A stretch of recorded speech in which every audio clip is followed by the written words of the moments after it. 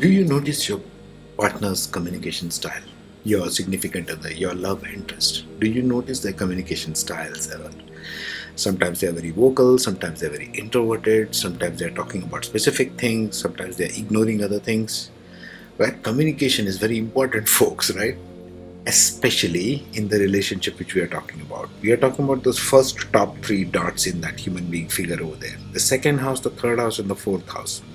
Look at what it stands for. Expression, sight, voice, speech. Second house is speech. Third house is also speech, but maybe in deliberate actions. What you decide to do with that speech. Whether the nature of the speech is harsh, is cruel, is soft, is inclined towards one area or another of a person's life. Okay?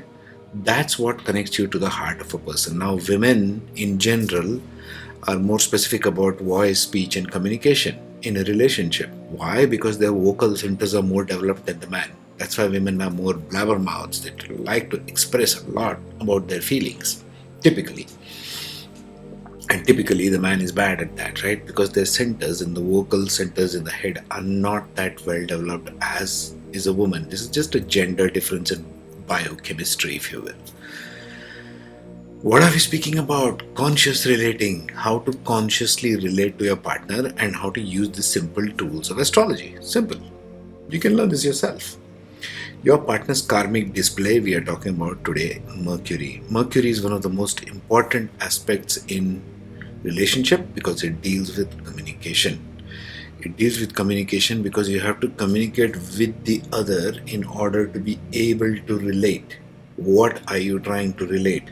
What's in your mind? What's in your heart? Where does it come from? From your throat, folks, from your throat chakra, the middle one. That's the bridge we spoke of in the previous ones. Just to recap, what's Mercury? Rationality, intelligence, wit, cleverness, skill, dexterity, verbal and mental ability. Very important in a relationship. Shrewdness, if you're doing business, of course. Or it can be on the downside, aloofness, detachment, amorality, expediency, over intellectualization. A lot goes on these days about even spirituality. They intellectualize a lot about religion, about spirituality. It's not required. Difficulty in thought and communication. So communication might be good, communication might be bad. You see a lot of women these days having throat issues, thyroid issues. Where does that come from? They have not been able to express their voice. They have not been able to give out the energy in their throat system. You need to be able to communicate properly in a relationship, especially. Because remember, Bhavad Bhavan, seventh place from the seventh house is the first house. So whatever is your significant half, your love interest, your spouse, is going to change you forever. The way you look at the world, the way you think of what people are. Okay? Just a deeper aspect of Mercury. We all know that Mercury is communications. It's all over in pop astrology. Mercury is for communication, intelligence, intellect, yada yada. The deeper aspect is the nakshatra itself. For example, there are only two kinds of nakshatras which are sattvic in nature, the highest form of pure energy, the conceptual, what all of us are aspiring towards in the nakshatra system. Be careful. Only three of them. Two planets, Mercury and Jupiter. Mercury rules all the Sattvic nakshatras, starting from Ashlesha to Jyeshtha and to Revati. All these are Mercury ruled nakshatras and they are Sattvic in nature. Okay? Think about that for a minute. What is it trying to say? What does this mean? It means we have to use our intellectual knowledge for the sake of refinement in getting to a higher level of thinking, the higher mind. Mercury needs to get to the higher mind, just like Venus needs to get to the higher heart of things. Okay? That will be another video on the outer planets and how Uranus and Mercury relate, but that's another completely different. Let's just quickly go through the houses. We are talking about, follow the chart here, 2nd, 3rd, 4th, 5th, 7th and 8th houses of a chart, which I have shaded over there in different colors, and I have marked them here against the human chakra system in this and what they stand for. Just follow this logic for a minute. Why these houses only? Because in terms of relationship, in terms of what you are trying to relate to your spouse or your lover or your boyfriend or your girlfriend, what are you trying to do? Relate in these places.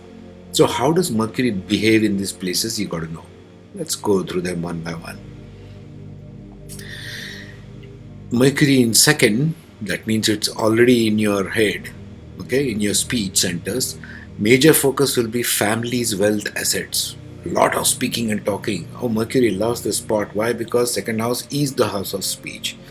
This person is a non-stop jabbermouth. They will go on speaking about any and all subjects, especially about themselves and their family, and maybe how much money they have. Counseling type, interested in writing, even singing, connecting by letting speak, and more speak. Lots of speaking. Mercury in the second house does very well. It's interesting when we come to the eighth house how that looks like. Okay. Next, Mercury in the third house, house of skills, house of younger siblings, house of social media and communications. Looking at the ninth house, passion for communication as writing. They love to write. Why? Third house is a house of hands. Shoulders and hands is third house. So writing, communication can be as speaking or as writing also. Love short travels, trips, gossip, chit chat. These are the gossipy people. Oh, you know, he did this such and such to her, or she did such and such to her, or this is how it goes on. The gossipy kind. Yada yada. Interested in playing sports and games, physical again. Interest towards higher learning, world philosophy and books. Why? It's looking at the ninth house. Understand your communication skills of your people whom you're going out with. Otherwise, don't complain that the dating is not going well. I like this and she likes that. Not happening. In fourth house, very comfortable with improving communication within home. Fourth house is home matters. Dealing with the matters of home, property or land. Simple. There's nothing much there. In the fifth house is the house of romance. Now this person, Mercury, is a young prince. He's a charmer with words. Have you come across those Romeo types who are always charming people with words? They are very sweet in talking. It's a different thing as a character. Because remember, Mercury has no inclinations in and of itself. It's like a mimicry. It's a guy who mimics whoever he is sitting with. If he's sitting with Mars, his speech will become aggressive. If he's sitting with a fierce Nakshatra, his talk will become very fierce and sharp, cutting, rude, mean. If he's sitting with a soft Nakshatra and a softer planet, he will become all about kindness and goodness. What comes out of your mouth is determined by all of these factors, the Nakshatra in which Mercury is sitting and the house in which it is sitting. Fifth house makes this guy a Romeo, a charmer with words. He can charm people with words, creative with words, loves movie scripts, poems, songs that can be good in profession, right? In the seventh house of spouse, he becomes diplomatic in relationships. Mercury is a young prince, diplomat. Marriage, interested in affairs of the marriage, diplomacy and negotiating in marriage, in intimate matters. He's a social bird because seventh house is all about others, all others other than me. Okay. Loves meeting people, a good party animal. These kind of people love to have parties in the house. They're always about having barbecues, having drinks, having friends over, everything. They love this person is very comfortable in communicating in parties, party animal. In eighth house, remember second house was a jabber box, always talking, yada yada yada. In the eighth house, he goes quiet because eighth house is the house of secrets, Scorpio. It goes inside, becomes an introverted person, very secretive, curious towards hidden secrets, maybe in the family.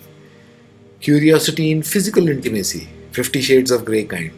The quieter type of Mercury, this is a quieter introverted. Remember we spoke about silent waters being deep? This Mercury is like that. It wants to explore other things. Okay? Mercury is also passionate in some things. Again, depends upon where the Venus is also placed, how this plays out. Okay? Next, I will be talking about the shadow.